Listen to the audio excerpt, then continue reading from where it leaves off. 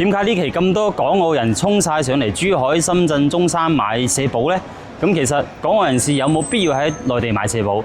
嗱，呢一期視頻我哋就同大家講下有冇咁嘅必要，同埋咧點樣去辦理。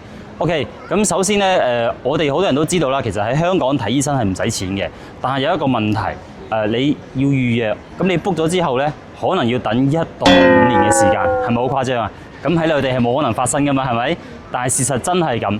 咁當然香港咧係有私人醫生嘅，你可以去睇啦。咁佢都可以即時幫你去檢查或者係做手術都冇問題。但係咧係非常之貴嘅，係啦。咁自從港澳車北上之後咧，咁好多街坊上嚟之後發覺，呢邊啲消費好低喎，同埋啲質素唔似以前喎。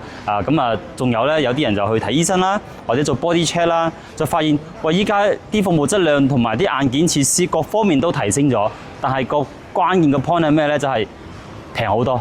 咁喺2020年開始，其實已經係有一個政策，就係話咧，港澳台同胞可以喺內地買社保嘅。但係咧，好多人都唔知呢個政策啦。咁近期咧，因為港車澳車北上啦，好多香港澳門人上嚟大陸之後咧，就發覺了解到呢個政策之後咧，咁覺得 OK 喎。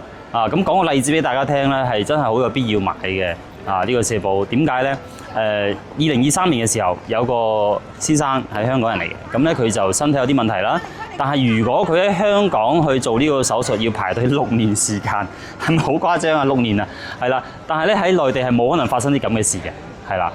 後尾佢點做咧？佢就上咗深圳一間醫院啦。咁當晚即刻就安排咗床位俾佢啦。然後咧2日就出院啦。最終你估下使咗幾錢？2000蚊。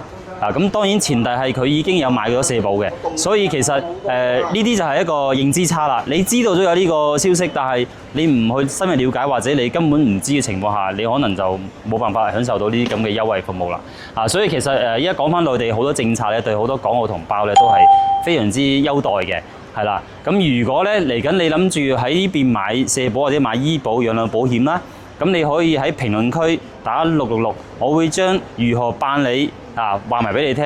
咁我依家都可以同你講下大概嘅流程啊。首先咧，你就要喺呢邊辦個居住證啦。好啦，咁居住證喺邊度辦理呢？咁一般你去到珠海或者深圳嘅派出所啦、公安局啦，或者咧係去到我哋嘅出入境大廳都可以辦理嘅。嗱，咁譬如珠海金灣呢邊咧，啱先喺7樓咧就可以辦居住證啦。咁陣間落到去珠啦，即係1樓啦，地面啦，咁就可以辦社保噶啦。OK， 咁我哋而家落到1樓咧，就會見到後面就係社保局啦。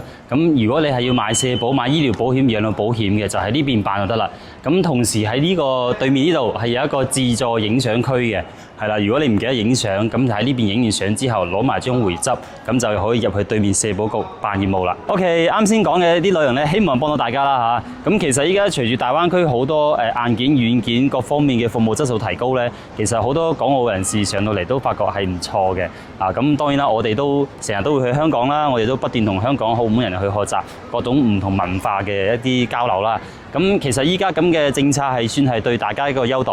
我覺得好似啱先講到嗰個香港病人咁咧，其實佢咁嘅例子咧，其實係一個好多廣大港澳人士一個縮影嚟嘅。因為其實喺香港無論係物價啦或者醫療嘅呢啲費用真係太高啦。